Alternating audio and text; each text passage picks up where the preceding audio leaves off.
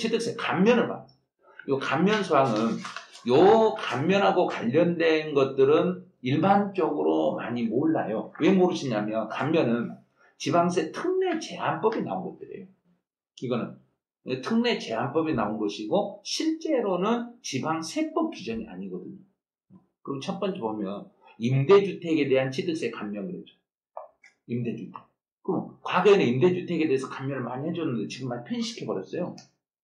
그래서 보면 임대 목적으로 공동주택을 건축하거나 공동주택이나 오피스텔을 건축주로부터 최초로 분양받은 경우에는 이번 연도 말까지만 취득세를 감면합니다. 그러면 실제로 공동주택을 건축하거나 그랬어요. 건축하거나 그랬으니까 이제 이거는 건설 임대주택이라는 얘기예요. 그런데 공동 오피스텔을 건축적으로 분양을 받았어. 그럼 매입 임대주택이라는 얘기예요. 내가 매입을 해가지고 임대사업을 할 것인지 아니면 건물을 신축해가지고 임대사업을 할 것인지 거기에 따라서 달라지는 거예요. 그리고 또 이제 한 가지 이제 없어진 게 뭐냐면 이제 신규 등록은 장기 임대만 가는데 10년짜리만 가능하고 4년짜리 아예 없어졌고 단기는 아예 없어졌고 폐지돼 버렸어요. 그래서 거기에 네모 박스 봐보시면 단기 임대는 4년짜리였는데 매입 임대든지 건설 임대든지 단기는 다 폐지됐어요.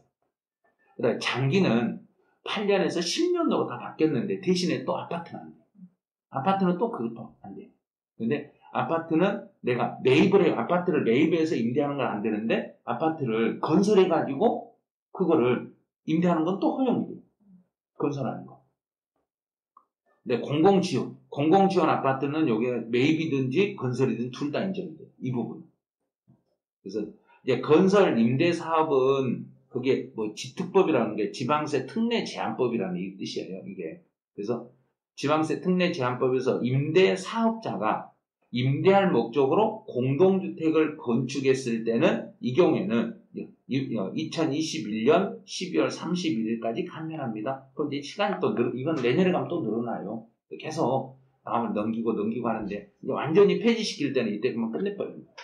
근데 아직은 계속 또 연기될 거예요. 이게. 근데 전용 면적 범위가 60 이하인 공동주택을 취득해요. 60이면 대략 몇 평인가요? 20평? 대략 20평보다 조금 안 되죠? 네. 근데 그 집을 공동주택을 취득해서 이런 집은 취득세 면제해 준다. 근데 만약에 또 거기서도 감면세액 200만 원이 넘잖아요. 200만 원 초과하는 경우는 85% 감면율이 적용돼요. 이거 얼마 안 돼요. 그래서 이제 장기 임대주택에 뭐 호실 쭉 이렇게 나오는데 이런 거 참고로 한번 보세요. 임대 같은 경우는. 그다음에 이제 매입 임대주택도 예전에는 금액 조건이 없었는데 지금은 금액 조건이 또 붙었어요. 금액 조건이 붙었어요. 그래서 네 번째 줄 봐보시면 취득 당시의 가액이 3억, 수도권은 6억을 초과하는 경우에는 감면 대상에서 제외돼요. 안 해주겠다 싶어요. 그럼 주로 수도권에서 우리 집 살 때 6억짜리 집은 있긴 있겠죠. 근데 보니까 60 이하니까 우리 한 18평, 20평 정도 되는 게 대략 한 6억 되는가요? 18평 6억 정도. 그렇게 비싸요? 엄청나네. 그래서 이 6억이 넘어가 버리면 감면 대상이 또 배제됩니다. 그래서 감면은 거의 못 받는다 보시면 돼요. 그 다음에 생애 최초 주택 구입을 한번 넣었어요. 요거는 생애 최초 주택을 구입을 했을 때는 취득세를 이번 연도 말까지 또 면제해 주는데 취득 당시 가액 1억 5천 이하라겠네요. 그러면 이제 1억 5천 이하인 경우는 면제하고 1억 5천을 초과한 경우는 50% 경감합니다. 그럼 집을 요즘 1억 5천짜리 집을 사려면 어떤 집을 사야 되겠어요? 일단 수도권에서는 좀 어려울 것 같아요. 아니, 원룸 있잖아요. 오피스텔. 원룸 같은 거. 그거 1억 5천, 그것도 1억 5천 넘겠죠? 이제 도시형 생활주택도 1억 5천. 그러니까. 그런데 1억 5천까지는 면제, 1억 5천 초과하냐 50% 경감이에요. 생애 최초 주택인데. 생애 최초 주택을 구입한 사람들에게 취득 당시 가액이 1억 5천만 원 이하인 경우에만 면제로 완전히 세금 면해주고 1억 5천이 넘으면 50%만 깎아내니까. 그래서 만약에 제가 생애 최초로 집을 10억짜리 집을 샀어. 그러면 10억짜리 집을 사면 내가 다른 집이 없고 아무것도 부모하고 독립세대로 떨어지고 서른이 넘었으니까 3%잖아. 3%면 3천만 원이야. 50%면 1,500. 그것도 크잖아요. 그래서 1억 5천만 원 초과하는 경우는 50%만 깎아주겠습니다. 그랬어요. 그래 이제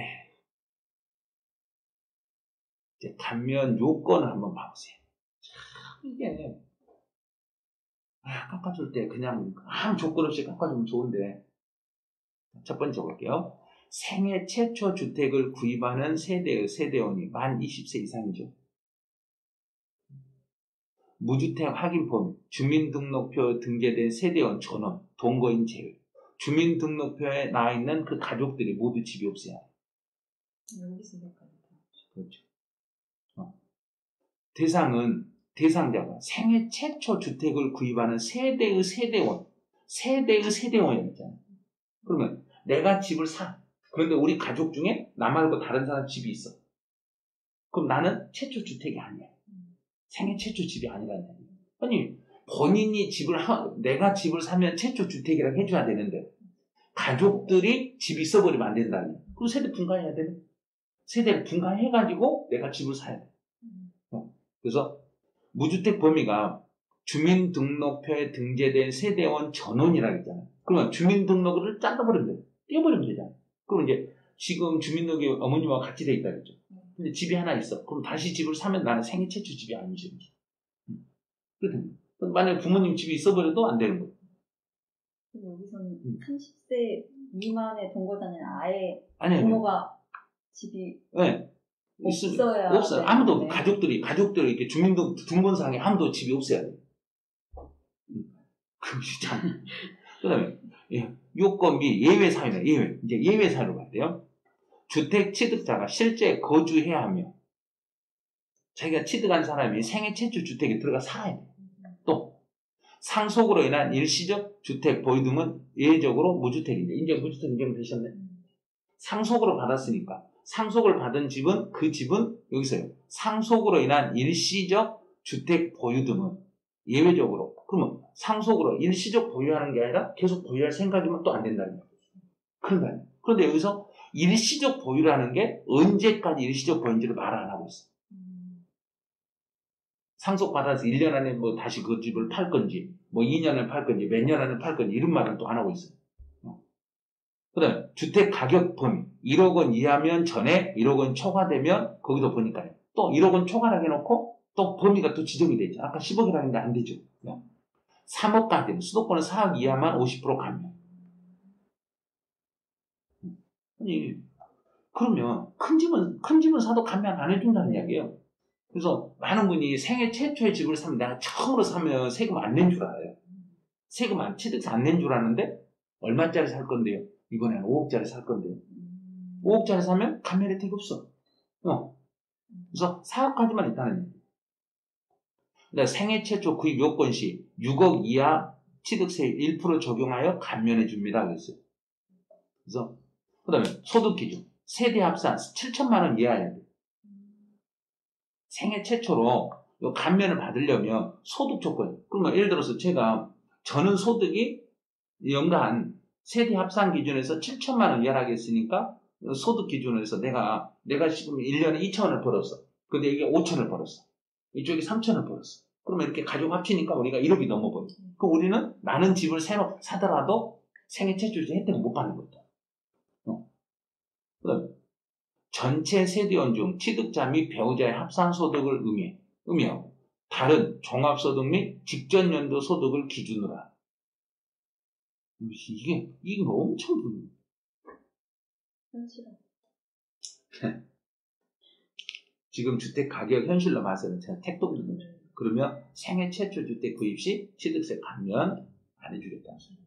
예전에는 이런 조건 없이 그냥 막 해줬거든요. 근데 지금 조건이 엄청 까다롭겠어요. 그리고 다음에 요건에 해당하면 여기 해당됐을지라도 다음에 해당되면 또 추징해버린다네. 주택을 취득한 날로부터 3개월 이상 상시 주거를 시작하지 않았을 때. 그러면 이제 처음에는 내가 이 집을 내가 생애 최초 주택에서 감면을 받으려면 집으로 이사 들어가라 했잖아.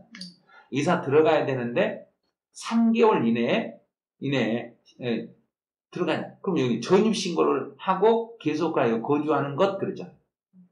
거주는 여기서 상시 거주는 전입신고를 하고 들어가서 살아야 되는데 전입신고를 3개월 동안 안 했을 때는 다시 추징하겠다는 얘기예요. 두 번째는 주택을 취득한 날부터 3개월 이내에 1가구 1주택을 소유하는 것을 말하며 주택의 부수 토지만을 소유한 경우에도 주택을 소유한 것으로 본다 그랬네요.